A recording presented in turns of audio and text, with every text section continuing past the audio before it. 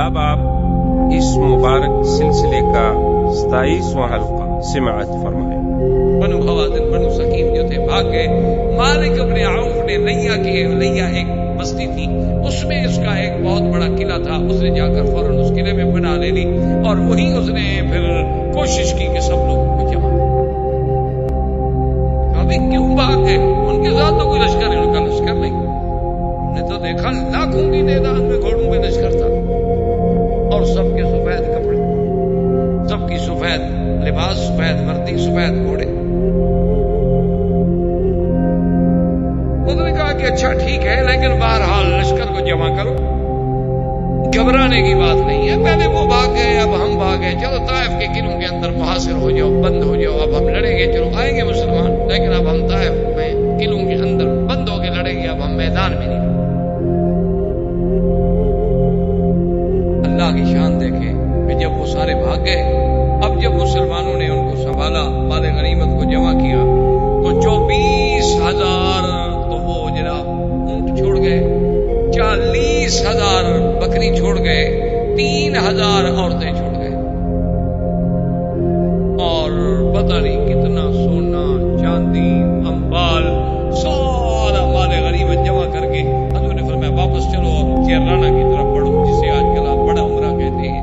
اس جیرانہ کے مقام پر حضور صلی اللہ علیہ وسلم تشریف لے آئے اور یہاں حضور نے آ کر اپنا کیمپ لگا دیا اور انتظار کیا کہ انتظار۔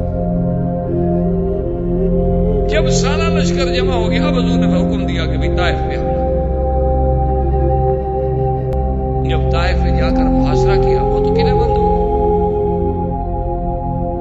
مسلمان باہر بیٹھے، وہ اندر بیٹھے۔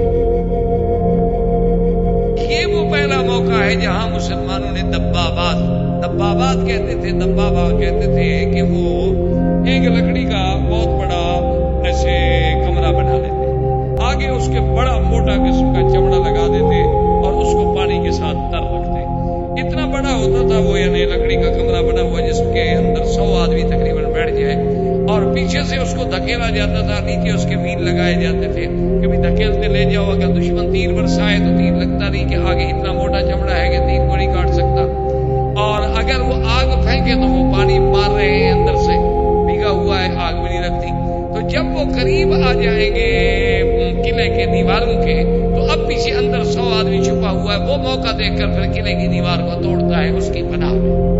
تو یہ سب سے پہلے دبابات استعمال ہوئے، لیکن بنو سکیم بھی سمجھدار تھے، انہوں نے کہا تیر بھی کام نہیں کر رہے، نیزے بھی کام نہیں کر رہے، آگ بھی کام نہیں کرے، انہوں نے کہا آنے دو دبابات کو۔ جب دبابات قریب آئے، انہیں پتھر مارنے شروع کر، اب پتھر سے تو خلق تو ان کا ہوتا نہیں تھا، پتھر سے نتیجہ یہ نکلا کہ دباب ٹوٹ گئے اور مسلمانوں کو پھر پیچھے اب آگے بڑھ رہے ہیں، پیچھے ہٹ رہے ہیں، آگے بڑھ رہے ہیں، پیچھے ہٹ رہے ہیں، لیکن نتیجہ کوئی۔ حضرت خالد بن الولید رضی اللہ تعالیٰ عنہ گھوڑے پہ سوار ہو کر ان کے قلعے کی دیواروں کے ساتھ چلے جاتے اور کہتے میں یبارزنی، او بنو سکیم بڑے بہادر بنتے ہو، نکلو میدان میں۔ اب جناب حضرت خالد دعوت دے رہے ہیں، پکار رہے ہیں بھی باہر آؤ، مقابلہ کرو، نکلو، کون ہے میرے میں؟ اب نے اوپر سے کہا، اس نے کہا خالد 1 سال تک دعوت دیتے رہو، ہم نکلتے نہیں ہیں مقابلے پر،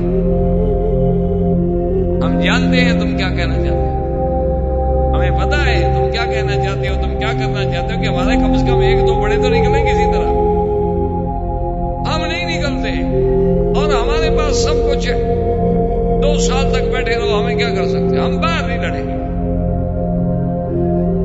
بھی کیا کریں، باہر نکلتے نہیں، دیوار ہم توڑ نہیں سکتے۔ اسی اسنا میں ابھی محجن ثقفی اور حضرت عمر کی آپس میں بات ہوئی۔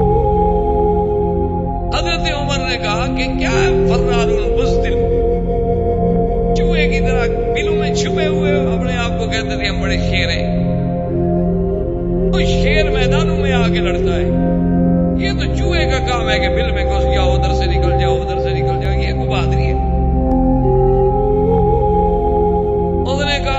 تم ہمیں جتنی غیرت دلاؤ نا، ہم نہیں نکلیں گے۔ اس نے کہا نہ نکلو، ہم بھی 2 سال نہیں چھوڑیں گے، ہم بھی بیٹھے رہیں گے یہاں، 2 سال ڈیرا لگا کے یہاں بیٹھے رہیں گے، کبھی تو نکلو گے نا۔ حضور نے حضرت ابو بکر کو بلایا، فرمایا ابو بکر اپنے صحابہ میں اعلان کرو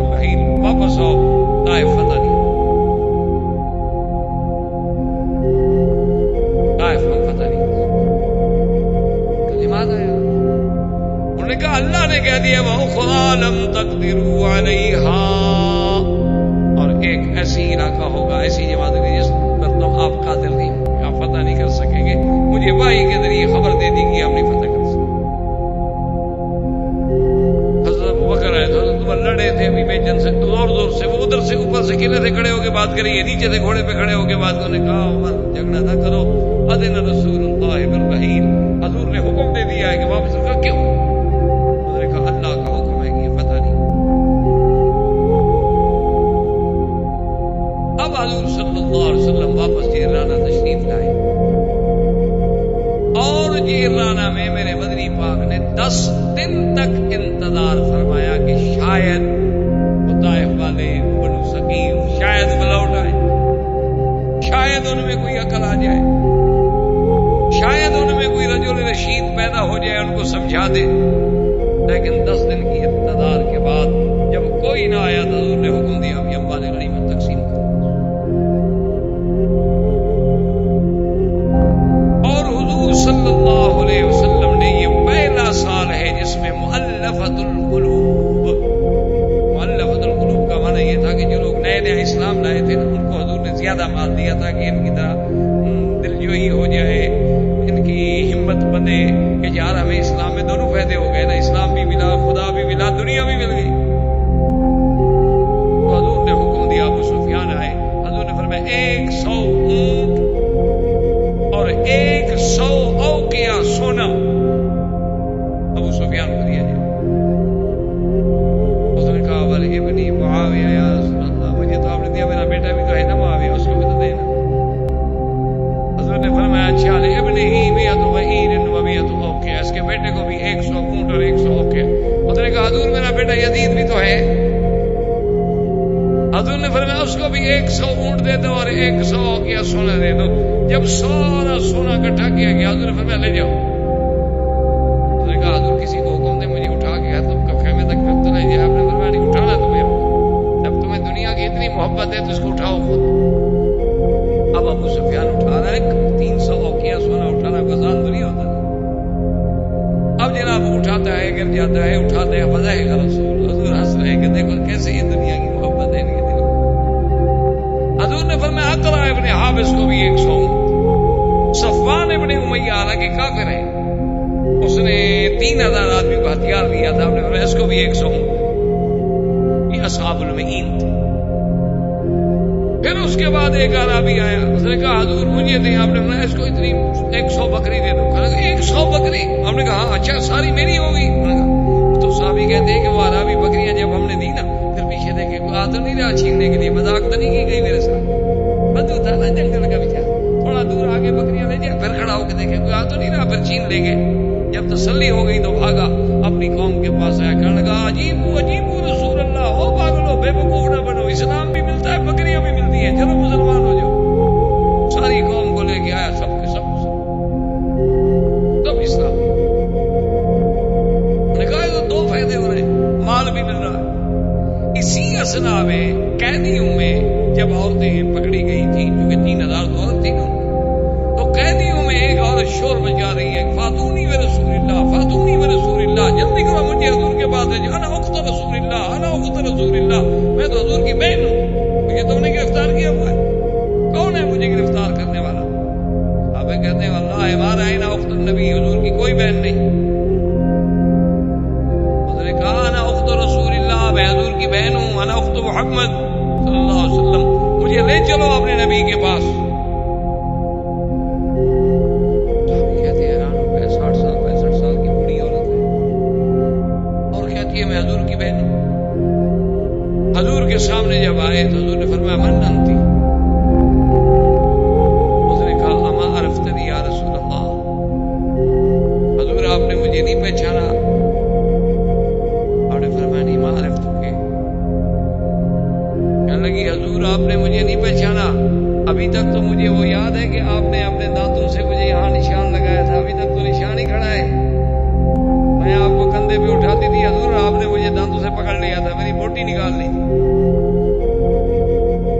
انت شیما بنت الحارث بنت حلیم السعدیہ، تم شیما ہو؟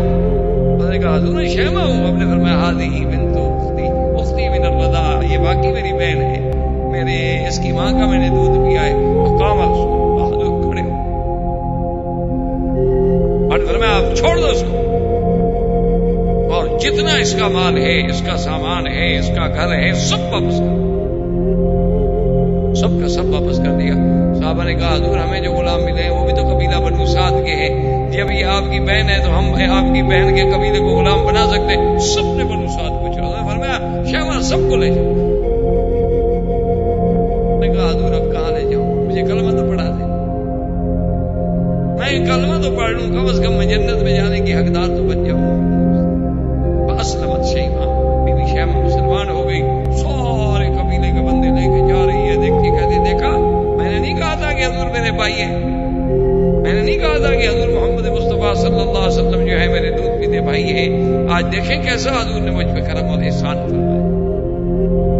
اسی طریقے سے ابھی یہ سلسلہ جاری تھا کہ عبد یارین نے ایک وفد بھیجا بنو ثقیف نے جرانہ میں حضور کی خدمت میں. انہوں نے کہا کہ یا محمد صلی اللہ علیہ وسلم یہ بات ٹھیک ہے کہ ہم نے آپ سے جنگ کی, آپ سے لڑائی کی, اللہ نے آپ کی مدد کی, اور لیکن آپ یہ تو دیکھیں کہ ہمارے پاس کیا رہے گا. اب سارا علاقہ تو فتح ہو چکا ہے, ہمارے مال بھی گئے, بیوی بچے بھی گئے, ان کے بعد پھر ہم نے زندہ رہ کے آخر کیا کریں. حضور نے فرمایا اچھا کیا چاہتے ہو. انہوں نے کہا حضور ہمارا مال اور عورتیں واپس کر دیں. ہم نے فرمایا دیکھو دو باتیں, ایک بات چلو, اما المال و اما النساء والاطفال, مال واپس لینا ہے تو بات کرو, یا پھر عورتیں اور بچے اپنے لے لو. انہوں نے کہا رسول اللہ مال کو چھوڑو, مال تو ہم پھر بھی کما لیں گے, ہمیں ہماری عورتیں اور بچے واپس کرنا. ہم نے حکم دیا صحابہ کو سب واپس بھائی اب یہ آ گئے ہیں, مانگنے آ گئے.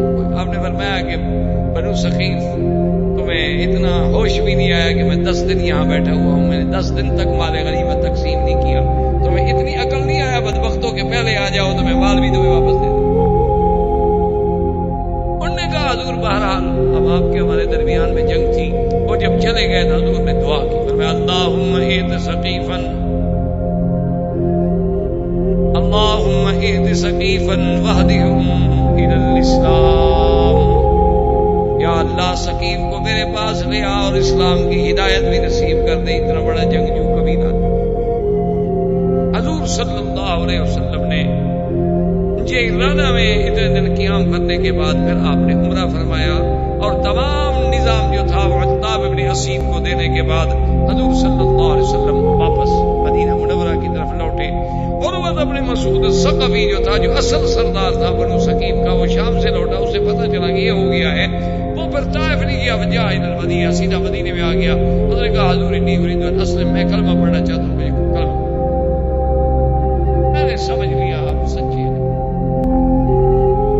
کلمہ پڑھ لیا, اور اس کے بعد نے کہا حضور مجھے اجازت دے, ادعو قومی الی الاسلام, میں اپنی قوم کو اسلام کی دعوت دینا چاہتا ہوں. حضور نے فرمایا اذن فاقتلوک یا عروہ, تم اسلام کی بات کرو گے تمہاری قوم تمہیں قتل کر دے گی. اس نے کہا حضور اجازت دے, میں قوم کو دعوت دے. انہوں نے کہا فاقتلوک, تمہیں قتل کر دیں گے. اس نے کہا حضور آپ اجازت تو دیں, میں اپنی قوم کو جانتا ہوں, میں ان کو کم از کم اسلام کی دعوت تو دوں. انہوں نے فرمایا فاقتلوک یا عروہ, تمہیں قتل کر دیں گے. اس نے کہا اگر اللہ کے راستے میں شہید ہو گیا تو.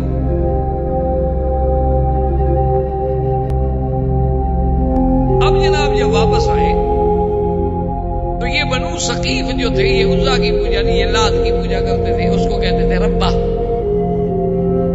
جب باہر سے آتے تھے تو پہلے ربا کے پاس جاتے تھے, وہاں سلام پڑھتے تھے, اور اس کو چومی چاٹی کرنے کے بعد پھر گھر میں جاتے تھے. تو اب عروہ ابن مسعود جو آیا تو جناب پوری قوم نے ڈھول تماشے استقبال ہار بہار, ان کا سردار تھا, آ رہا تھا خوشی کی, لیکن وہ ربا کے پاس جانے کے بجائے گھر چلا گیا. اب ساری قوم پریشان کھڑی ہو گئی, عجیب بات ہے, مادا بنا ربا, مادا بنا ربا, ربا کو کیا ہو گیا, ربا کے پاس نہیں گیا, ربا کے پاس نہیں گیا. میں کہا پتہ نہیں تھکا ہوا ہوگا, صبر تو کرو. جب صبح کا وقت آیا تو عروہ کہتے ہیں مجھ سے صبر نہ ہو سکا, فصعدت علی سقف البیت,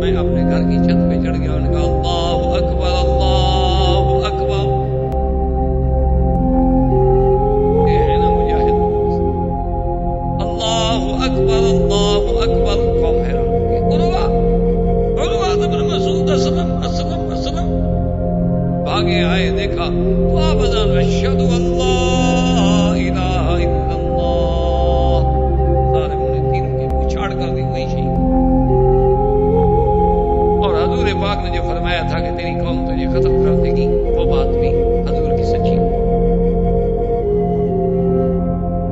حضور صلی اللہ علیہ وسلم ابھی انتظار میں ہیں، خدا کی شان ہے کہ پھر بنو ثقیف نے سوچا، اور مالک ابن عوف جو تھا وہ اپنے حصن سے نکلا، سیدھا مدینے پہنچا اسلام۔ ان کو پتہ چلا کہ عروہ بھی مسلمان ہو گیا، اب مالک ابن عوف بھی مسلمان ہو گیا، ہمارے سردار بڑے بڑے سارے مسلمان ہو گئے، بھائی اس کا مطلب ہے اسلام سچا دین ہے، ہم اپنا وفد بھیجتے ہیں، لیکن ہم مسلمان تو ہوتے ہیں لیکن حضور کے ساتھ کچھ شرطیں کریں گے تاکہ بالکل بھی ہم کمزور ثابت نہ ہوں، یعنی کچھ شروط کے ساتھ۔ آ گیا حضور فرمایا ہاں بھائی کیا کہتے ہو؟ انہوں نے کہا حضور ہم اسلام لانے کے لیے آئے لیکن ہماری ایک شرط ہے۔ حضور نے فرمایا وہ کیا شرط ہے؟ انہوں نے کہا حضور آپ کو پتا ہے کہ آپ بڑے قبیلے کے لوگ ہیں اور بڑے طاقتور لوگ ہیں اور ایسے لوگ ہیں، ہم زنا نہیں چھوڑیں گے۔ حضور نے فرمایا انی لا، یہ کبھی قبول نہیں کر سکتا، زنا کو اللہ نے حرام کر دیا ہے، یہ اچھا اسلام ہے کہ میں اسلام تو تمہارا قبول کر لوں اور تمہیں اجازت دے دوں کہ زنا کرتے رہو۔ انہوں نے کہا اچھا حضور ہمیں پھر سوچنے دیں۔ سوچ کے دوسرے دن آ گئے، انہوں نے کہا ٹھیک ہے حضور زنا نہیں کریں گے لیکن مہربانی کریں کم سے کم شراب تو چھٹی دے دیں، وہ تو پیتے رہیں۔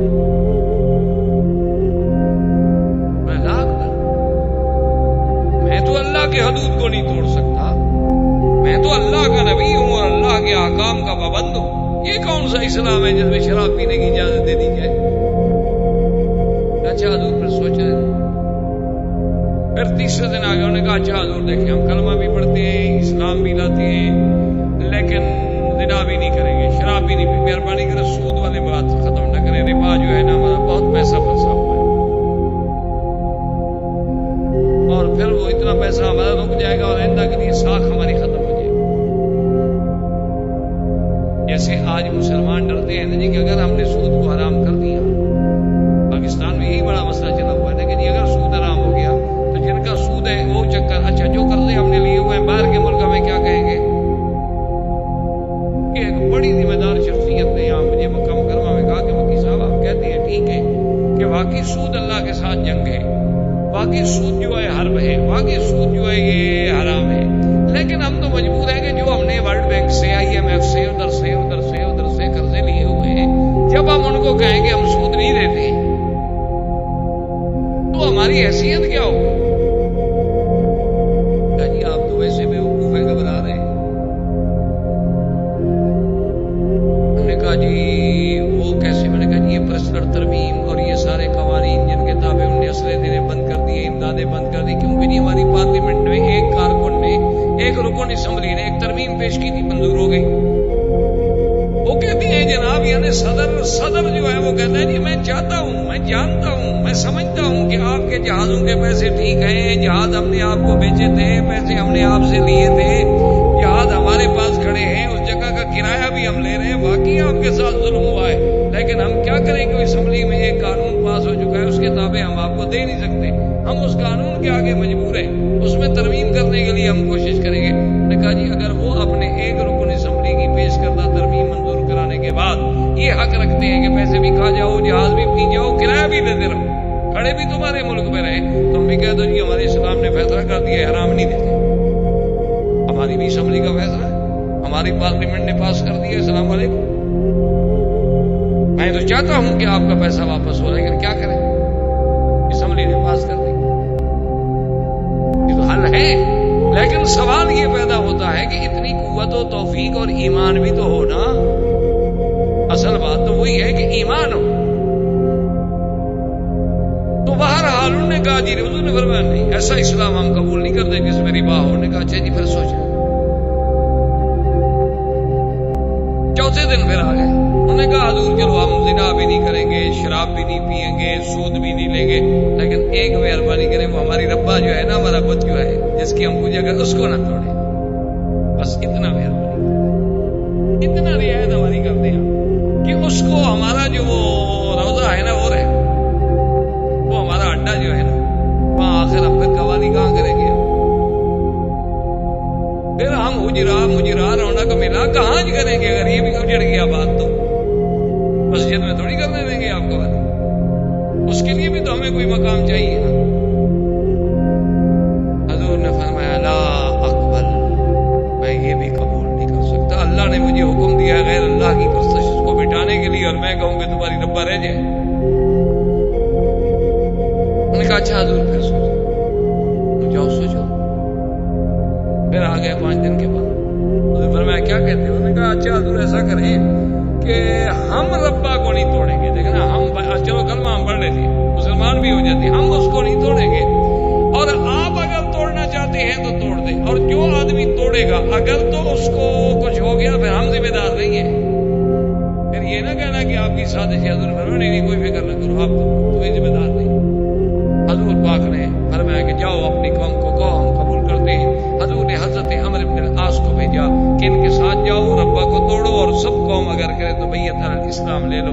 اب یہ راستے میں پھر جناب مشورے میں لگ گئے. انہوں نے کہا ایک بات سنو، ایسا کرتے ہیں کہ عمرو بن العاص جا رہا ہے ہمارے ساتھ، اس کو عزت کے ساتھ لے جاؤ.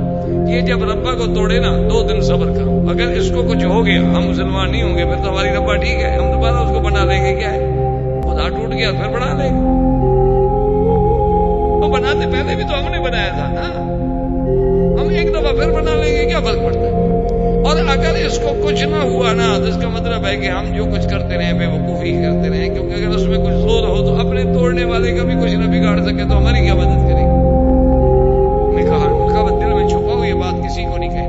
حضرت عمرو بن العاص آئے، جناب لیا کو لڑا، کھڑے ٹوٹے ٹکڑے کر کے مٹی اٹھی ساری اٹھا کے پھینک کے سیدھی کر دی. 2 دن گزر گئے، کچھ نہیں ہوا. آگے انہوں نے کہا جی اب ہمیں پتہ لگ گیا اسلام سچا مذہب ہے، اب صحیح مسلمان. اسلم، سب کے سب اسلام لے آئے. حضور پاک صلی اللہ علیہ وسلم نے اسلام قبول فرما لیا.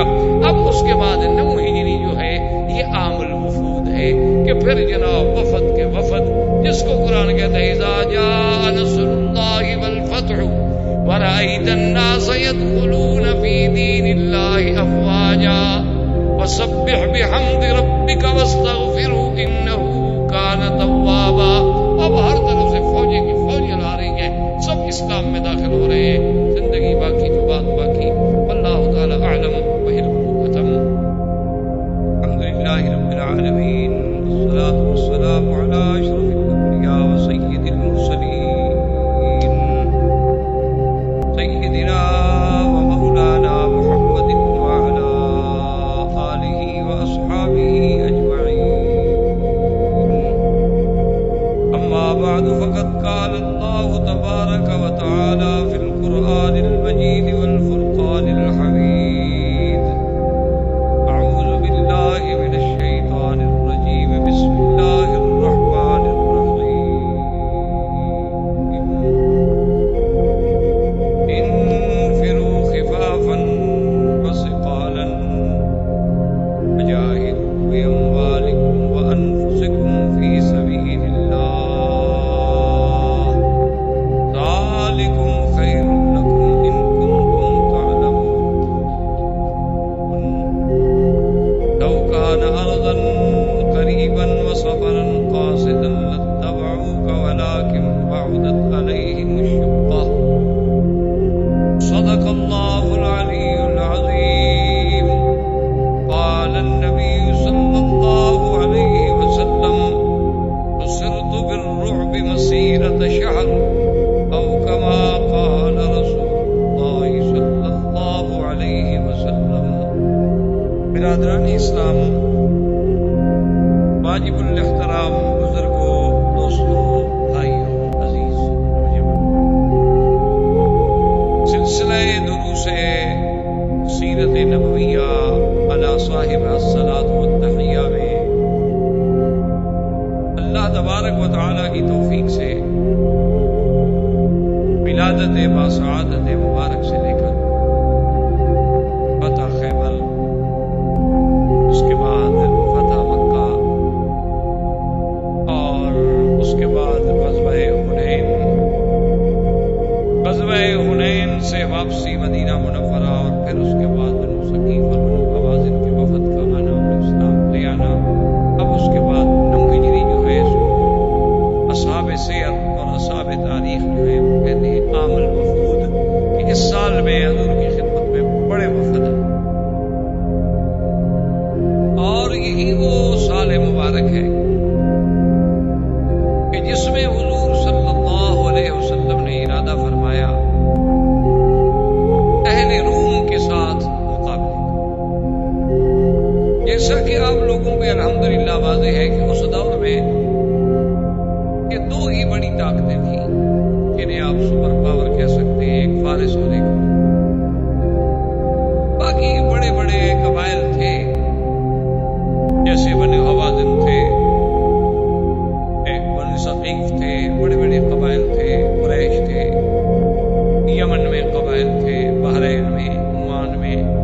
لیکن جو سب سے بڑی طاقتیں تھیں وہ یہ موجودہ مصطلحات اور اصطلاحات کے دور میں، یعنی جو سپر پاور تھی وہ یہ. تو اب حضور صلی اللہ علیہ وسلم نے ارادہ فرمایا کہ روم کے ساتھ ان کو دعوت دی جائے، اور اگر یہ اسلام قبول کر لے تو الحمدللہ، اور اگر اسلام قبول نہ کرے تو پھر ان کے ساتھ جہاد کیا جائے. اس کے پس منظر میں یعنی ایک بات یہ تھی کہ اللہ کی رحمت سے اب جزیرت العرب تو تقریباً حضور صلی اللہ علیہ وسلم نے فتح فرما لی. تو دشمنوں کو ایک موقع ملتا تھا کہ شاید اللہ نے جو نبی بھیجے ہیں محمد پاک صلی اللہ علیہ وسلم وہ عرب کے لیے ہے، عرب میں پیدا ہوئے، اور اللہ تبارک و تعالیٰ نے انہیں حکم یہی دیا ہے اندر عشیرتک الاقربین کہ اپنے اپنے قریبی اور قبائل رشتے دار جو ہیں ان کو آپ ڈرائیں. تو بس وہ عرب کے لیے نبی تھے، یعنی وہ عجم کے لیے یا پورے عالم کے لیے نبی نہیں تھے. تو یہ ایک بہت بڑا دھوکہ تھا. حالانکہ اللہ پاک نے تو آپ کو مبعوث فرمایا پورے عالم کے لیے. قل یا ایھا الناس انی رسول اللہ الیکم جمیعا وما ارسلناک الا رحمۃ للعالمین. اور کہیں فرمایا کافۃ للناس بشیرا ونذیرا، کہیں فرمایا لتنذر ام القری ومن حولها یا ایھا النبی جاہد الکفار والمنافقین واغلظ علیہم. تو یہ تو سارے خطاب قرآن میں عام تھے. تو اس لیے حضور صلی اللہ علیہ وسلم یہ چاہتے تھے کہ حضور کی زندگی میں غیر عرب کے ساتھ بھی تو کوئی معاملہ ہو جائے. اس لیے حضور صلی اللہ علیہ وسلم نے غزوہ روم کا ارادہ فرمایا. اب روم کے ساتھ مقابلہ کرنا کوئی آسان بات تو نہیں تھی، اور اسی کو غزوہ تبوک کے نام سے بھی یاد کیا جاتا ہے، چونکہ یہ واقعہ تبوک میں پیش آیا. حضور صلی اللہ علیہ وسلم نے اعلان فرمایا، اور حضور کی سیرت طیبہ میں یہ دو مقامات ہیں جس میں حضور نے اعلان کیا باقاعدہ، ایک غزوہ خیبر اور ایک غزوہ تبوک. ورنہ حضور پاک پہلے اعلان نہیں فرماتے تھے، جیسے آپ سیرت میں پڑھ چکے ہیں کہ حضور صلی اللہ علیہ وسلم کان یوری، آپ بات کو چھپاتے اور توریہ سے کام لیتے تھے. کبھی بس جہاد میں جانا ہے، کہاں جانا ہے یہ بات واضح نہیں کرتے. اور یہی حکم حضور صلی اللہ علیہ وسلم نے ہمیں بھی دیا ہے، اخلو حوائجکم بالکتمان، کہ تم لوگ اپنے مسائل جو ہے رازداری کے ساتھ طے کیا کرو. یہ نہیں کہ بات کرنے سے پہلے شور کر دیا، اس میں آدمی ناکام ہو جائے. انتہائی رازداری کے ساتھ آدمی اپنے معاملہ، تاکہ اگر اللہ کامیابی فرما دے الحمدللہ، اگر خدا نخواستہ کامیابی نہ ہو تو آدمی کو رسوائی تو نہیں ہوتی. اگر آدمی سارے جہان میں کہہ دے میں یہ کر رہا ہوں یہ کر رہا ہوں، نہ ہو سکے سب کے سامنے، پھر آدمی کی ایک رسوائی ہو. تو حضور صلی اللہ علیہ وسلم اپنے معاملات کو انتہائی اطمینان کے ساتھ انجام دیتے تھے. لیکن یہ دو ایسے مواقع ہیں، ایک غزوہ خیبر جو کہ یہود کا مقابلہ تھا، اور ایک غزوہ تبوک جو کہ روم کا مقابلہ تھا. تو حضور نہیں چاہتے تھے کہ میں اپنی فوج کو، اپنے صحابہ کو، جان نثاروں کو اندھیرے میں رکھوں. حضور نے اعلان کیا. اور یہی غزوہ تبوک جو ہے یہ جہاں عالم اسلام کی عظمت، سرکار دو جہاں صلی اللہ علیہ وسلم کی رفعت شان اور عظمت اسلام اور مسلمین کا باعث بنا، وہاں منافقوں کے لیے بھی یہ غزوہ جو ہے ایک ضرب کاری سا. کیونکہ جب حضور صلی اللہ علیہ وسلم نے اعلان کیا کہ بھئی ہم نے تبوک جانا ہے اور روم کے ساتھ جہاد ہے، اب جو لوگ منافق تھے وہ تو ظاہر سے اسلام رہے تھے، اندر تو اسلام تھا نہیں. کہا کمال ہے، روم کے ساتھ کون لڑ سکتا ہے بھائی؟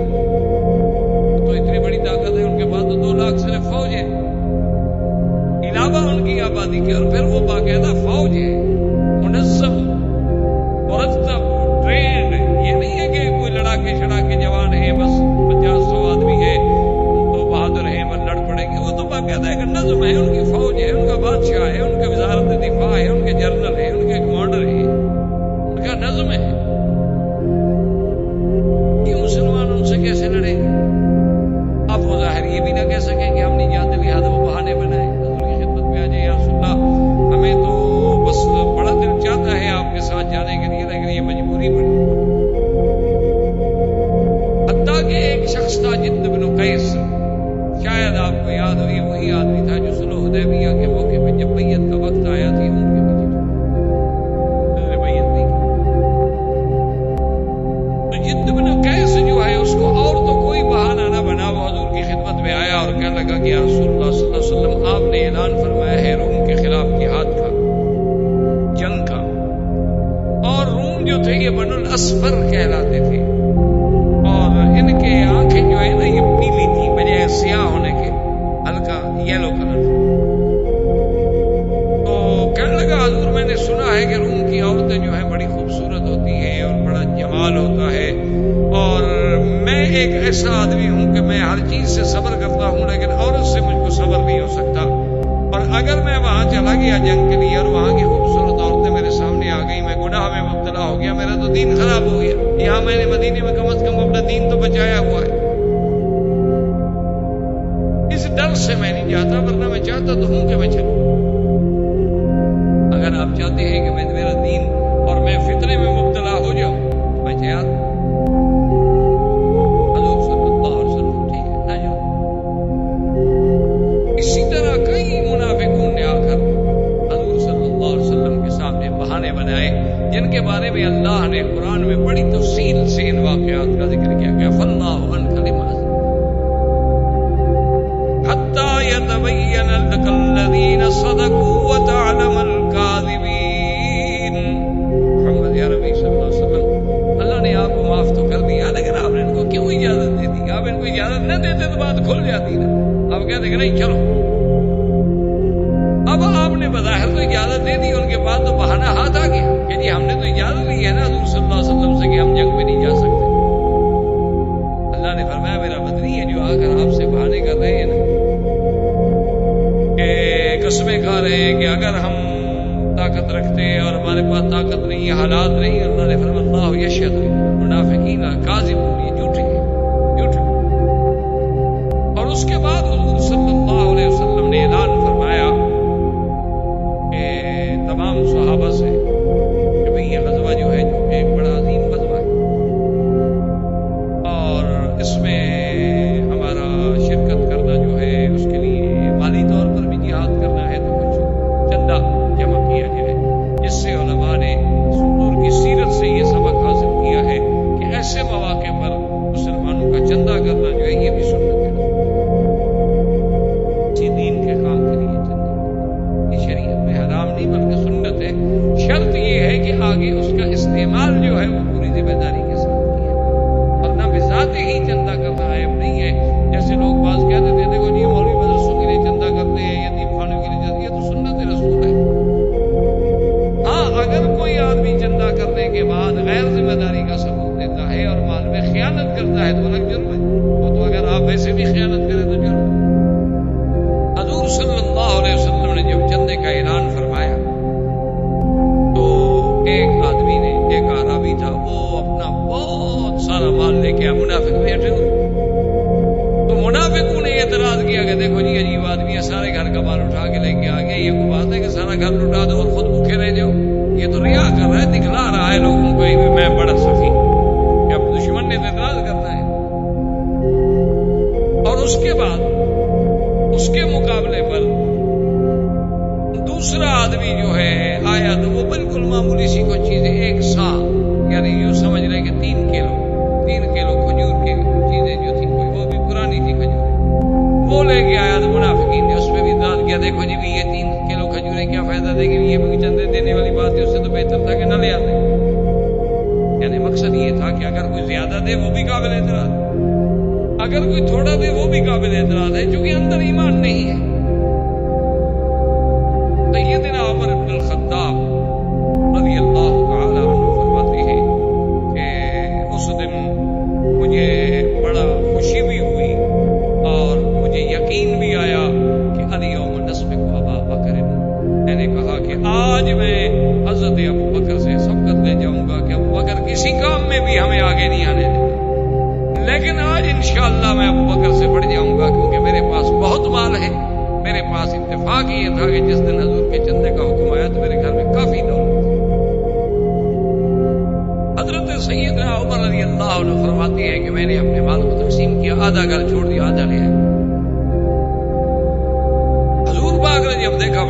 پہ فرمایا عمر کتنا لائے گا؟ میں نے کہا رسول اللہ قسم تو بین والی، میں نے اپنے مال کو تقسیم کر، آدھا مال تو میں نے گھر میں چھوڑا ہے اور آدھا مال جو ہے فی سبیل اللہ۔ فرح رسول اللہ حضور صلی اللہ علیہ وسلم بہت خوش، اور اس کے بعد حضور صلی اللہ علیہ وسلم نے حضرت ابو بکر صدیق رضی اللہ تعالیٰ عنہ کی طرف توجہ فرمائے، فرمایا ماذا جئت یا ابا بکر، ابا بکر تم کیا لائے؟ اس نے کہا حضور جو کچھ میرے گھر میں تھا سب اٹھا۔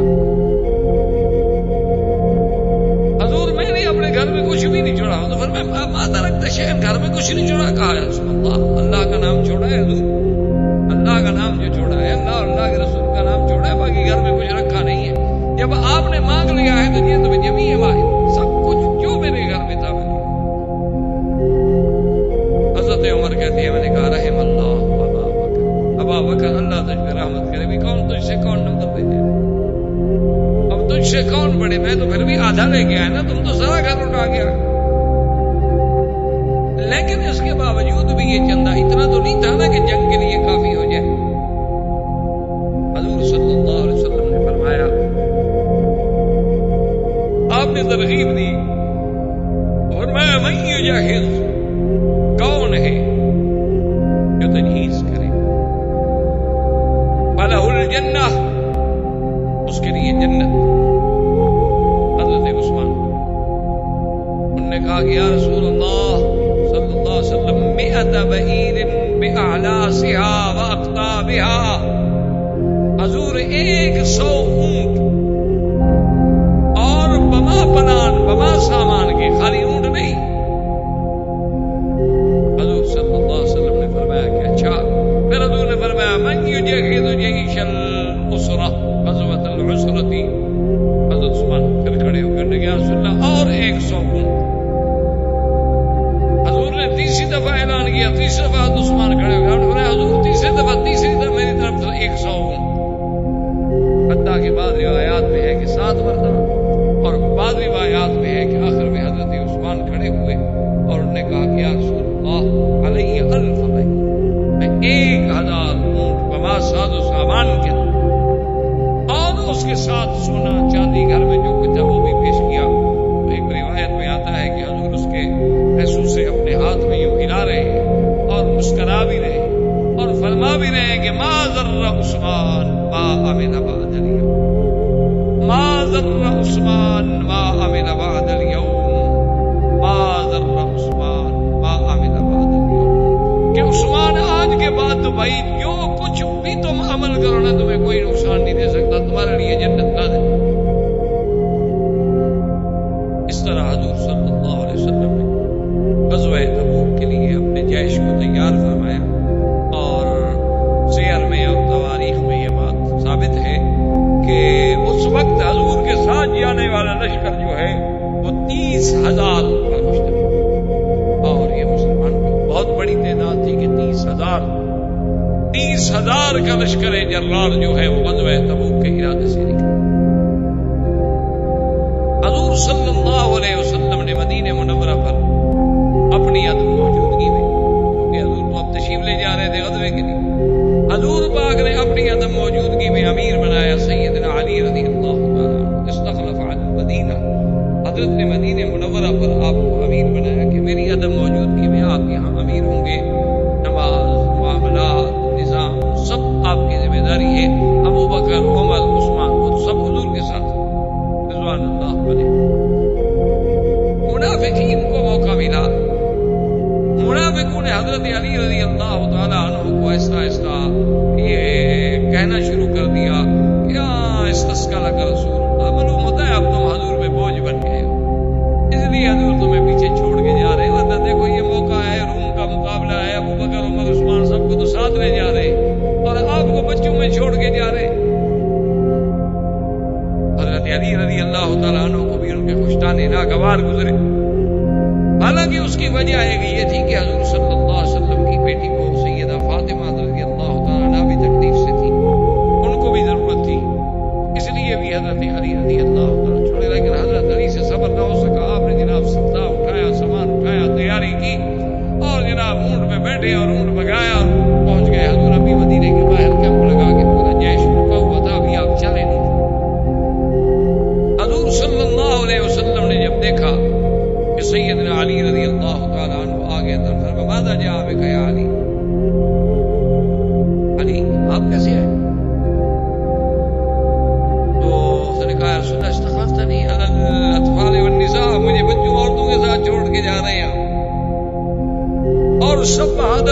ساتھ جنگ میں جا رہے ہیں اور میں یہاں بچوں میں رہوں. تو آپ نے فرمایا ما ترضا انت منی بمنزلت ہارون من موسیٰ الا لا نبی بعدی. آپ نے فرمایا کہ حضرت علی کیا تم اس بات پہ راضی نہیں ہو کہ اللہ تمہیں اس وہ مقام دے رہے ہیں جو اللہ نے ہارون کو دیا تھا؟ کہ ہارون علیہ السلام کو موسیٰ علیہ السلام نے کہا تھا خلفنی فی قومی، ان کو خلیفہ بنایا تھا، تو میں تمہیں خلیفہ بنا کے اپنا جا رہا ہوں، تمہارے لیے کوئی مقبولی مقام ہے. اما ترضا انت خلیفتی فی اہلی و اہلک، کہ میرے اہل میں، میرے بچوں میں اور اپنے بچوں میں تمہیں نگران بنا کے جا رہا ہوں.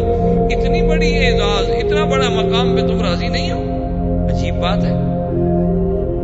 اور دیکھیں حضور پاک نے کتنی بڑی بات کہہ دی کہ انت منی بمنزلت ہارون من موسیٰ، کہ تم میرے بعد ایسی ہو جیسے موسیٰ علیہ السلام اور ہارون. لیکن ساتھ یہ بھی فیصلہ کر دیا کہ کہیں ایسا نہ ہو کہ ہارون تو نبی تھے، کہیں کوئی دنیا میں کوئی بندہ، کوئی فرق باطلہ، کوئی قادیانی، کوئی مسیلمۃ بن الکذاب، کوئی کذاب پنجاب، کوئی دجال پیدا ہو کر یہ بھی نہ کہہ سکے کہ ہاں حضور کے بعد میں تو نبی ہو سکتا ہے. حضور نے وہی درجہ دیا نا موسیٰ علیہ السلام والا جو ہارون کا درجہ تھا. حضور نے فرمایا لیکن یہ بات یاد رکھو لا نبی بعدی، میرے بعد نبوت ہے. تم ہارون جیسے خلیفے بنے تھے، خلیفہ تو ہو لیکن نبی نہیں ہو. اچھا اسی طرح سے دیکھیں اب اتفاق کی بات یہ ہوتی ہے کہ یہی وہ روایت ہے جس کو بعض ہمارے روافظ اور شیعہ حضرات جو ہے وہ دلیل پکڑتے ہیں اور کہتے ہیں جی حضور کے بعد خلیفہ تو حضرت علی ہے. دیکھیں جن کو حضور نے اپنی زندگی میں مدینے میں خلیفہ بنا دیا، اور پھر حضور صلی اللہ علیہ وسلم نے فرما دیا کہ جیسے ہارون اور موسیٰ، اور ہارون اور موسیٰ کے درمیان میں اور کوئی تیسرا آدمی نہیں ہے، تو نبی اور علی کے درمیان میں ہم ابو بکر اور عمر عثمان کو کیسے آنے دیں؟ تو لہٰذا انہوں نے اس حدیث سے بھی اپنا مستدل کیا ہے روافض نے اور شیعہ نے کہ دیکھو جی انت منی بمنزلت ہارون من موسیٰ، اور ہارون اور موسیٰ کے درمیان میں کوئی فاصل نہیں، تو ہم نبی اور علی کے درمیان میں ابو بکر اور عمر عثمان کو کیسے فاصل مان لیں؟ تو اس لیے بہرحال یہ بات یاد رکھیں کہ حضور صلی اللہ علیہ وسلم کا خلیفہ بنانا اپنی حیات میں آپ نے فرمایا کہ بھی مدینے میں یا میرے اہل میں یا اپنے اہل میں اگر ہارون سے تشبیہ دی جائے، یاد رکھو تو ہارون علیہ السلام تو بڑے ہیں موسیٰ علیہ السلام سے، اور ہارون تو موسیٰ کی زندگی میں فوت ہو گئے، وہ تو ہارون موسیٰ علیہ السلام کے بعد خلیفہ بنے ہی نہیں. اگر ہارون علیہ السلام کے ساتھ ہی تشبیہ دینی ہے تو ہارون علیہ السلام تو موسیٰ علیہ السلام کی زندگی میں فوت ہو گئے. چلو ہم آپ کی بات مانتے ہیں کہ جیسے ہارون موسیٰ کی زندگی میں تو خلیفہ بنا تھا ایک مسئلے میں، اسی طرح حضرت علی کو بھی ہم مانتے ہیں کہ ایک موقع پر خلیفہ بنے تھے.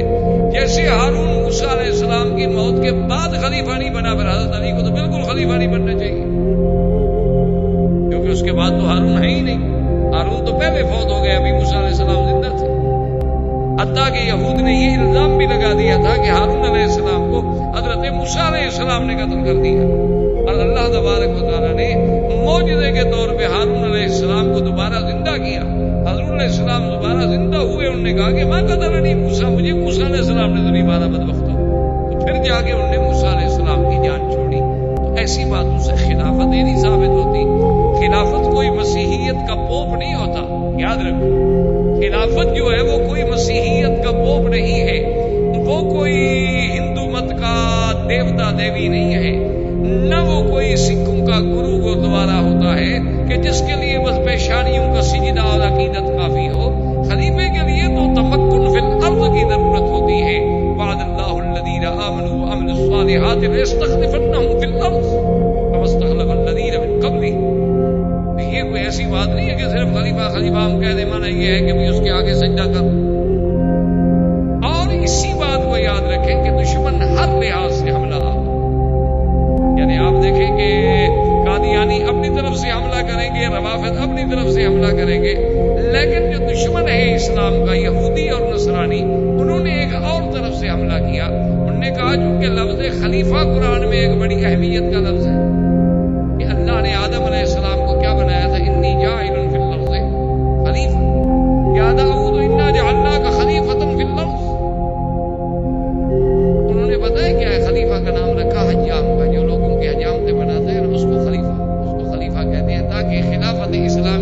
توہین. انہوں نے ایک ایسے لفظ کو ایسی جگہ چسپاں کر دیا ہے کہ آج بھی انڈو پاک میں آپ جائیں، ہندوستان میں، بنگلہ دیش میں، پاکستان میں، خلیفے کا معنی یہ ہوتا ہے وہ آدمی جو حجامت وغیرہ بناتے ہیں، حجام ہوتے ہیں، جی خلیفے کو بلاؤ حجامت بنائے، یعنی بال کاٹنے والا، تاکہ وہ لفظ خلیفہ جو ہے اس کی جتنی توہین ہم کر سکتے ہیں وہ کریں.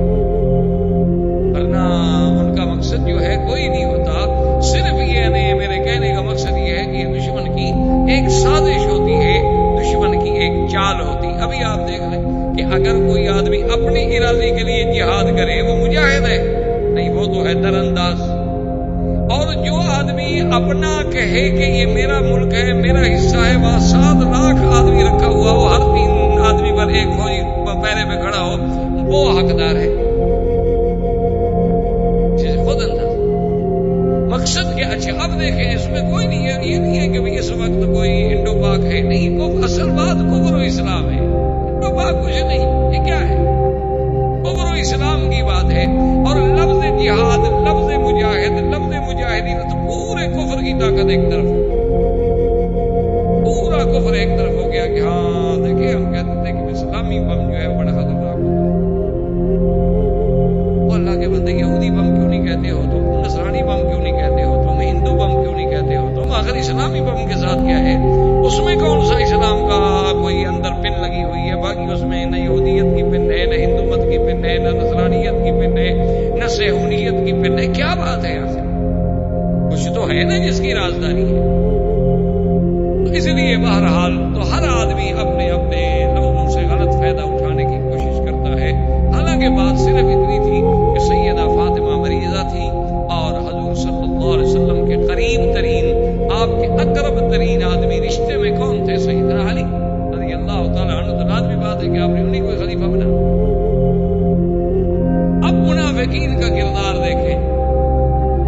منافقین نے عبداللہ ابن ابی کی ریاست میں، جو منافقوں کا سردار تھا، انہوں نے بھی مدینہ منورہ سے باہر نکل کے ایک کیمپ لگایا اور اپنے سارے لوگوں کو باہر لے آئے. بظاہر یہی تاثر دیا کہ بھی حضور جو جا رہے ہیں ہم بھی جا رہے ہیں.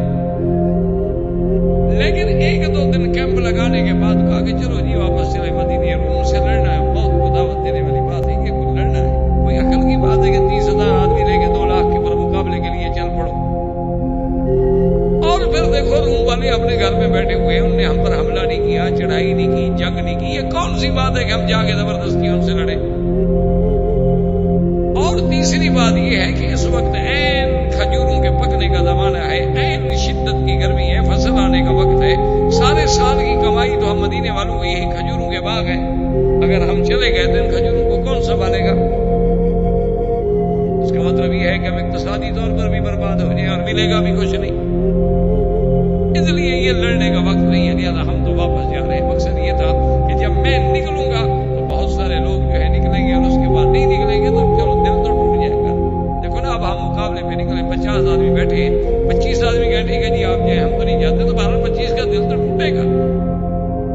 عبداللہ ابن ابی اپنے آدمی لے کر واپس مدینہ چلا گیا. اس نے کہا میں نہیں جاتا. ٹھیک ہے نہ جاؤ. اور کچھ لوگ ایسے بھی تھے کہ جو پیچھے رہنا نہیں چاہتے تھے لیکن حالات کی بنا پر پیچھے رہ گئے. ان میں ایک تھے ابا خیثمہ. ان میں 12 صحابہ تھے. وہ حالانکہ نہیں چاہتے تھے کہ ہم پیچھے رہیں، لیکن اتفاق بعد نے کہا اچھا جی میں حضور صلی اللہ علیہ وسلم تو قافلہ چلے گا نا 30,000 کے آدمی کی رفتار الگ ہوتی ہے، اکیلا آدمی اگر چلے تو الگ ہوتی ہے.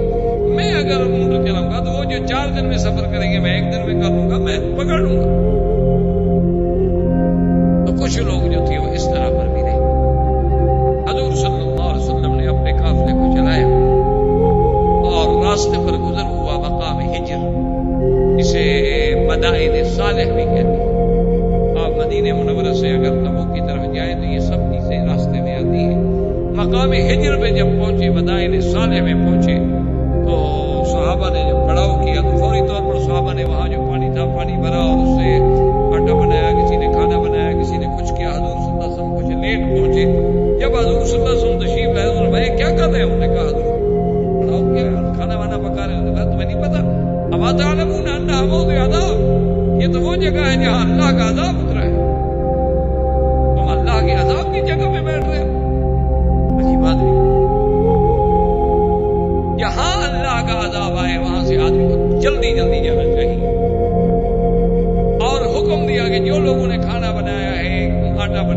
جو کچھ بنایا اپنے جانوروں کو کھلا دو، کوئی عذاب والی چیز استعمال نہ کرو. جس موضع پر عذاب آ جائے اس کا پانی، اس کا مقام استعمال نہیں کرنا چاہیے، کیونکہ یہ تو عذاب کی جگہ ہے. کہ ایسا نہ ہو کہ اللہ کا عذاب ہم پر بھی آ جائے.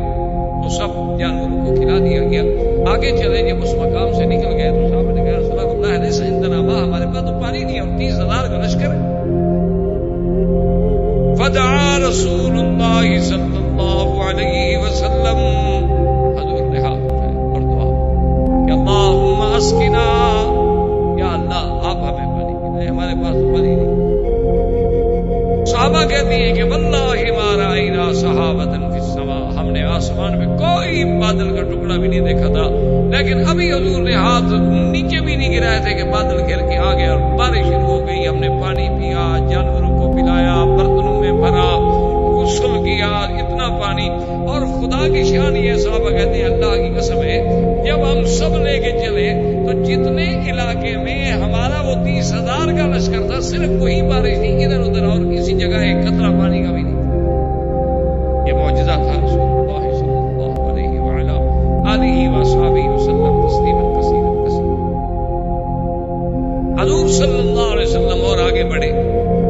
ابا خیثمہ جو گیا باغ میں تو اپنی بیوی اور پھل اور پھر خیال آیا کہ یا ابا خیثمہ کمال ہے، تم تو آج کھجوروں کے سائے میں ٹھنڈا پانی، نوجوان بیوی، یہ راحتیں اور مزے لوٹ رہے ہو، اور اللہ کا نبی یہ شدت کی حرارت میں دشمن کے مقابلے پہ جا رہا.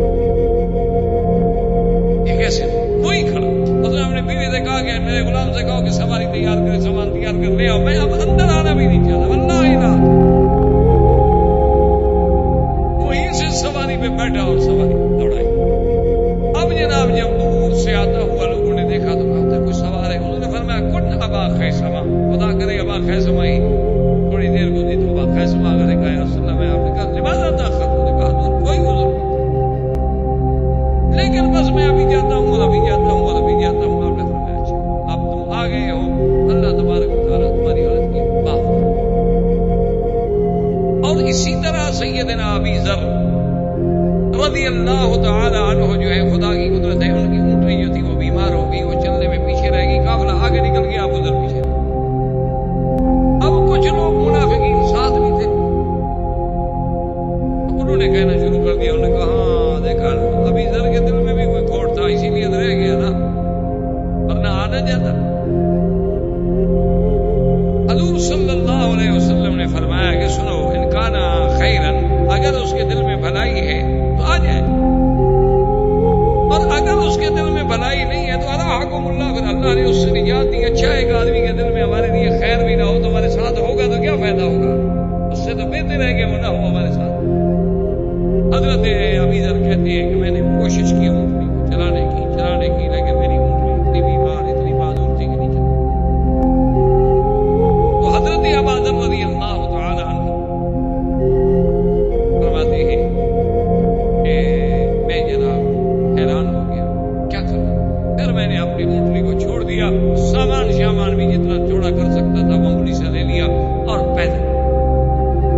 میں نے کہا بھی اب قافلے کو چھوڑتا نہیں ہوں، پیدل چلتا ہوں، موت آ گئی تو اللہ کی مرضی. اب قافلہ 30,000 اونٹوں پہ جا رہے ہیں اور اب ادھر پیچھے اکیلا پیدل جا رہا ہے. اچھا وہ تو رات کو دن پڑاؤ بھی کرتے ہیں، آرام بھی کرتے ہیں، لیکن ابھی ادھر کوئی آرام نہیں کر رہا، چل رہا ہے.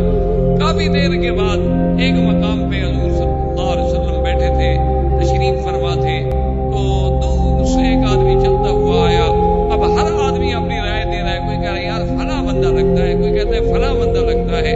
حضور نے فرمایا کن ابا ذر، خدا کرے کہ ابا ذر. تھوڑی دیر گزری، خادم ابی ذر آ گیا. تو فرمایا کیا ہو گیا؟ اس نے کہا رسول اللہ میری تو اونٹنی بیمار ہو گئی، آخر میں نے اونٹنی چھوڑ دی. حضور صلی اللہ علیہ وسلم نے فرمایا یمشی وحدہ ویموت وحدہ ویبعث وحدہ.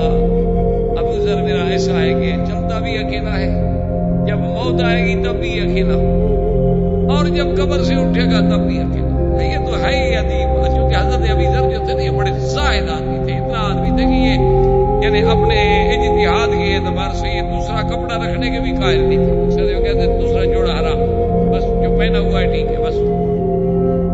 اچھا ابھی کھانا بچ گیا کل کے لیے رکھو، کہتے یہ بھی حرام ہے. گھر میں کم سے کم خرچہ تو رکھ لے. میں نے کہا یہ رکھنا بھی حرام ہے. بس جو اللہ نے دیا ہے کھا لو, باقی خیرات کر دو, کل کا دیکھا جائے گا. اسی لیے حضرت ابی ذر رضی اللہ تعالیٰ عنہ کے اس اجتہاد اور زہد اور تقوی کو دیکھ کر حضرت عثمان نے اپنے زمانے میں منت کی. انہوں نے کہا حضرت ابی ذر آپ کے ساتھ کوئی نہیں گزارا کر سکتا اور آپ اصحابی رسول ہیں, آپ کا انکار بھی کوئی نہیں کر سکتا. مہربانی کریں آپ مدینے سے باہر رہیں, آپ کے فتوے پر نہیں چل سکتی دنیا. حضرت عثمان نے معافی مانگی اور حضرت ابی ذر جو تھے ربضہ میں چلے گئے, مدینہ منورہ سے دور چلے گئے اور اپنی بیوی سے کہہ دیا کہ دیکھو اب ہم اکیلے ہیں اور میرے نبی نے کہا تھا کہ یمشی وحدہ ویموت وحدہ, میں نے مرنا بھی شاید اکیلا ہے, اسی لیے مدینہ چھوڑ کے ربضہ میں آ گیا ہوں. جب میں مر جاؤں تو تم مجھے غسل تو دے نہیں سکتی ہو, اکیلی عورت کیا کرو گی, ایک چھوٹا غلام ہے, میرے چار پائی گھسیٹ کے اب جو ہے سڑک پہ رکھ دینا, اعلیٰ قاریات الطریق, راستے پہ رکھ دینا, کوئی گزرے گا تو جنازہ پڑھ لے گا تو کوئی جنگل کے جانور کھا جائے گا, چھوڑ دو. خدا کی قدرت ابھی ذر بہت ہو گئے, وہ اکیلے, ایک بیوی ہے بوڑھی اور ایک چھوٹا سا غلام ہے بیچارہ. اس کے بعد جناب انہوں نے جو کچھ ان سے بن پڑا غسل کیا, اس کے بعد جنازہ کو وغیرہ پہنایا اور سڑک پہ لا کے رکھا. کیا کرے, وہاں کو مسلمان ہی نہیں, جنازہ پڑھے کون قبر کھودے. تھوڑی دیر ہی ابھی گزری تھی کہ حضرت عبداللہ ابن مسعود رضی اللہ تعالیٰ عنہ حضور کے صحابی ہیں جلیل القدر, قافلہ لے کے گزرے, دیکھا کہ راستے میں, انہوں نے کہا من آ گیا, انہوں نے کہا ابھی ذر بن فبکا. حضرت عبداللہ بن مسعود رو گئے, رونے لگے, فرمایا سمعت رسول اللہ صلی اللہ علیہ وسلم یمشی وحدہ ویموت وحدہ ویبعث وحدہ. انہوں نے کہا خدا کی قسم میں نے حضور سے سنا تھا حضرت ابی ذر کے بارے میں, حضور نے فرمایا تھا کہ یہ اکیلا رہتا ہے, اکیلا مرے گا, اکیلا اٹھے گا. اللہ کے نبی کا فرمان سادہ کا رسول اللہ. حضرت عبداللہ بن مسعود نے قافلہ روکا, قبر تیار ہوئی, جنازہ پڑا اور ابی ذر رضی اللہ تعالیٰ عنہ کو بڑے شان اعزاز کے ساتھ دفن کر دیا گیا. تو حضور کی وہ بات جو آپ نے غزوہ تبوک کے موقع پر فرمائی تھی وہ سچی. حضور صلی اللہ علیہ وسلم جب تبوک میں پہنچے تو تبوک کے ساتھ ہی قریب میں ایک قبیلہ تھا, قبیلہ بنو اینہ. حضور نے حکم دیا خالد کو کہ ان پہ چڑھائی. خالد نے چڑھائی, انہوں نے کہا جی ہم جزیہ دیتے ہیں, ہم لڑتے نہیں. وہ جزیہ دینے پہ راضی. اس کے بعد حضور نے فرمایا خالد ایک قریب اور قبیلہ ہے دومت الجندل, اور ان کا جو بادشاہ ہے اس کا نام ہے اکیدر. اکیدر دومت الجندل جو ہے وہ شکار کا بڑا رسیا, اور اس کو زیادہ عادت ہے کہ وہ بکر وحش, ایک تو گائے ہوتی ہے نہیں جو ہمارے یہاں اپنے گھروں میں, ایک ہوتی ہے گائے جسے ہم کہتے ہیں جنگلی گائے, عرب اس کو کہتے ہیں بکر الوحش, بعض لوگ اسے نیل گائے بھی کہتے ہیں. اس کا بڑا وہ شکار کا عادی ہے, تم جاؤ گے دیکھو کہ شکار میں کہیں نہ کہیں تمہیں مل جائے گا. تو حضرت خالد اپنے سپاہی لے کے بڑھے. دومت الجندل والوں کو بھی پتہ لگ گیا کہ ہم پر حملہ ہونے والا. ان کا بڑا قلعہ تھا, قلعے میں اسیر ہو گئے. اب قلعے کی چھت پہ کھڑا ہے وہ قیدر اپنی بیوی کے ساتھ جو ان کا بادشاہ تھا. خدا کی قدرت دیکھو کہ 20-25 نیل گائے, بکر الواحد جو ہے نا جی, 20-25 کا ریوڑ پورے کا پورا آ رہا ہے اور آ رہا ہے اور آ رہا ہے. اس کی طرح قریب ہوتا جا رہا ہے جدھر ان کا وہ حصل ہے. حضرت خالد دور کھڑے دیکھ رہے, دیکھا سادہ کا رسول. حضور نے سچ فرمایا کہ بکر الواحد تو آ گئی, لیکن وہ شکاری تو ابھی تک نہیں نکلے. تو اس کی بیوی کہنے لگی کہ وہ قیدر دیکھو آج تک تم نے نیل گائے کو کبھی نہیں جانے دیا, اتنی نیل گائے جا رہی ہوں, بھلا کوئی صبر کرتا ہے. تو نے کہا صبر کی بات نہیں ہے, ہم ان کو شکار کرنے جائے, خطرہ ہے کہ خود شکار نہ ہو جائے. تو اس نے کہا کوئی نہیں ایسی بات, تو بالکل آپ کے قلعے کے قریب جا رہی ہیں, ان کو شکار کرنے کتنی دیر لگے گی, شکار کرو پھر اندر آ جاؤ. انہوں نے کہا ہاں یہ بات. تو وہ جناب اترا, اس کا بھائی تھا حسان, وہ بھی اترا, اور حسان اس وقت ایک ایسے لباس میں تھا کہ اس زمانے میں ریشم و کم خواب کا لباس تھا اور سونے کی تاروں کا اس پہ کام. اب اس نے جب نیل گائے, اچھا خدا کی قدرت یہ ہے کہ جب وہ نیل گائے کے قریب آ گیا تو نیل گائے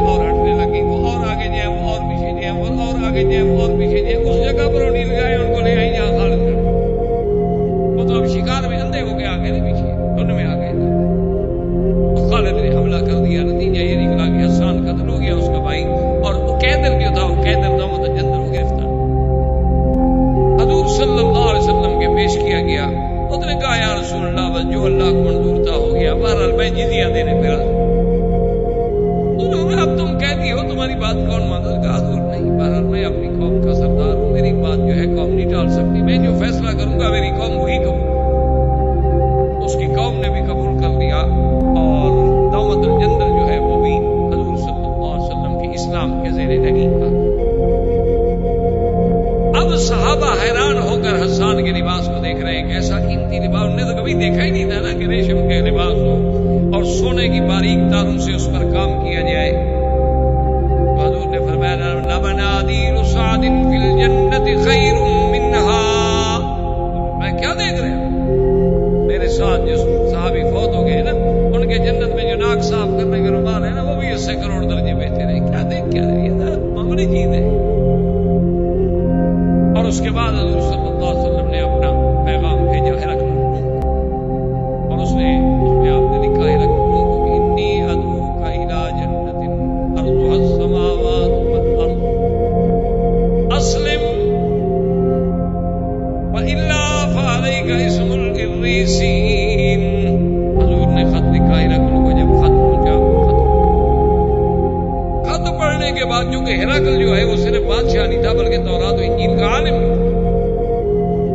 اس نے اپنی قوم کو بلایا، اپنے روسا کو بلایا، اپنے جنرلز کو بلایا، اپنے رہبان احبار کو بلایا، اس نے کہا دیکھو ایک خط آیا ہے۔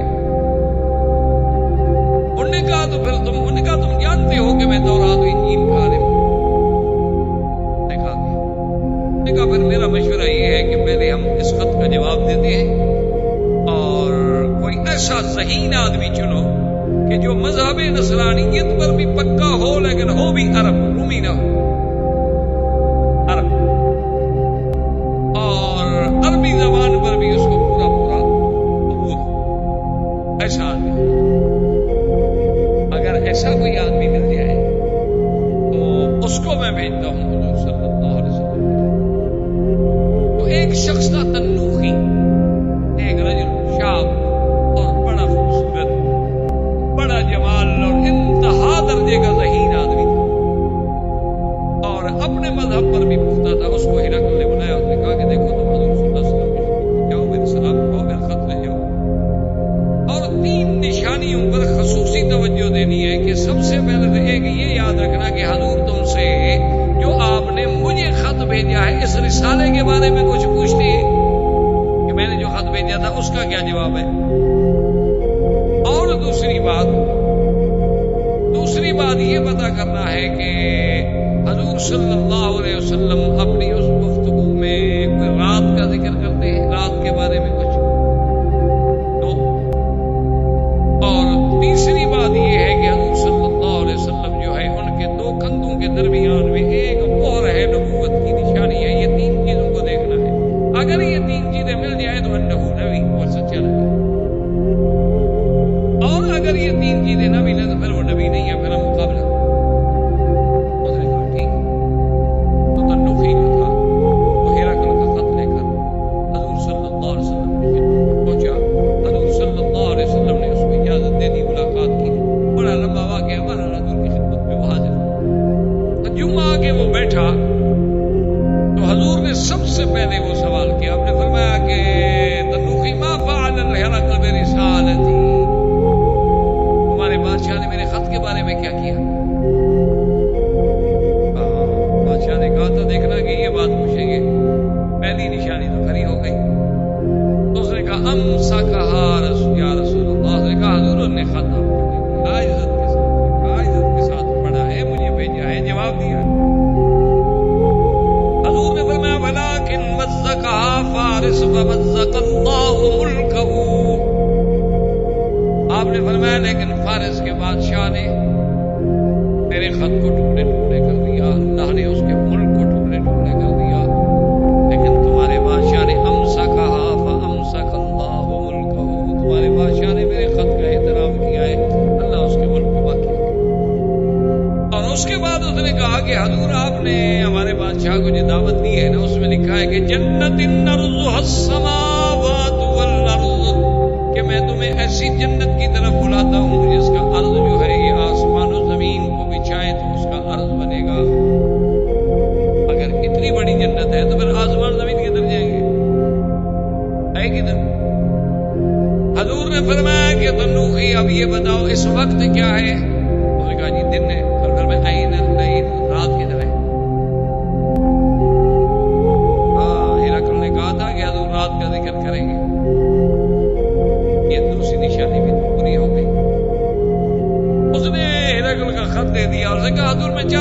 کچھ دن آپ کی خدمت میں رہ جاؤں؟ آپ نے کہا کوئی بات، کیونکہ عبد الروحی یہ کہتا تھا کہ بھی یہ میں کیسے جرات کروں کہ حضور سے کہوں کہ بھی کپڑا آپ اتارے میں اور دیکھنا چاہتا ہوں، کیسے کہہ سکتا ہوں؟ ایک دن رہا، 2 دن رہا، 3 دن رہا، تو ایک دن حضور صلی اللہ علیہ وسلم نے بلا لیا اور میں تو روحی ادھر آؤ، کتنے دن رہو گے بھائی؟ تم قاصد ہو، بادشاہ کا پیغام لے کے آئے ہو، تو جا کر جواب نہیں دینا بادشاہ؟ میں نے کہا حضور میں چاہتا ہوں کہ کچھ دن، آپ نے فرمایا یہ مہر دیکھنا چاہتے ہو، چلو یہ دیکھو، آپ نے کپڑا نیچے کرا، اٹھا اور دیکھا مہر کو، جب میرے بادشاہ نے کہا تو ٹھیک تھا، یہ 3 نشانیاں مل گئی۔ انہوں نے کہا حضور اب میں جاتا ہوں۔ اچھا جاؤ۔ اور میں اچھا اتنی علامات دیکھنے کے بعد تم اسلام قبول نہیں کرتے ہو؟ تو نے کہا حضور میرے دل میں صداقت تو آپ کی آ چکی ہے، لیکن انی رجل من قومی، آخر میں ایک قوم کا آدمی ہوں، جب تک میری قوم فیصلہ نہ کرے میں اکیلا فیصلہ نہیں کرتا۔ ٹھیک ہے جی، واپس آ گیا، ہرقل کو آ کے بتایا۔ ہرقل نے کہا واللہ انہ نبی، خدا کی قسم وہ اللہ کا نبی۔ ہرقل نے اب سارے جنرل، سارے بڑے بڑے عمائدین، مدنی، سول، فوجی، سب کو بلایا اور نے کہا دیکھو بات سنو، اگر میری بات مانتے ہو تو 3 باتیں ہیں، ان میں سے کوئی ایک بات مانو۔ انہوں نے کہا کیا؟ انہوں نے کہا پہلی بات یہ ہے کہ ہم سب مسلمان ہیں۔ کیوں؟ انہوں نے کہا جب وہ اللہ کا سچا نبی ہے، سب نشانیاں مل گئی ہیں، یہ وہ زندہ ہے، ہم تو اولاد و انجیل پڑھنے والے لوگ ہیں، ہم جانتے ہیں کہ ایک نبی نے آنا تھا، وہ آ گیا۔ انہوں نے کہا نہیں نہیں ہم اسلام تھے۔ انہوں نے کہا اچھا بات سنو، اگر اسلام تمہیں قبول نہیں ہے تو پھر جزیہ دے دو، مسلمانوں کے بعد گزار بن جاؤ، جزیہ دو اور مسلمانوں سے صلح کرو۔ انہوں نے کہا کمال ہے رکھ، ساری دنیا ہمیں جزیہ دیتی ہے، ہم سپر پاور ہیں، اب ہم مسلمانوں کو جزیہ دیں، یہ کیسے ہو سکتا؟ یہ تو ممکن نہیں۔ تو انہوں نے کہا اچھا اب تیسری بات یہ ہے، اگر یہ دونوں باتیں نہیں مانتے ہو تو پھر میری ایک تیسری بات مانو۔ انہوں نے کہا وہ کیا؟ انہوں نے کہا کہ میری رائے یہ ہے کہ لا تقاتلوہ، اس کے ساتھ جنگ نہ کرو۔ احباب کرام، اس کے بعد اب آپ اس مبارک سلسلے کی CD نمبر 28 سماعت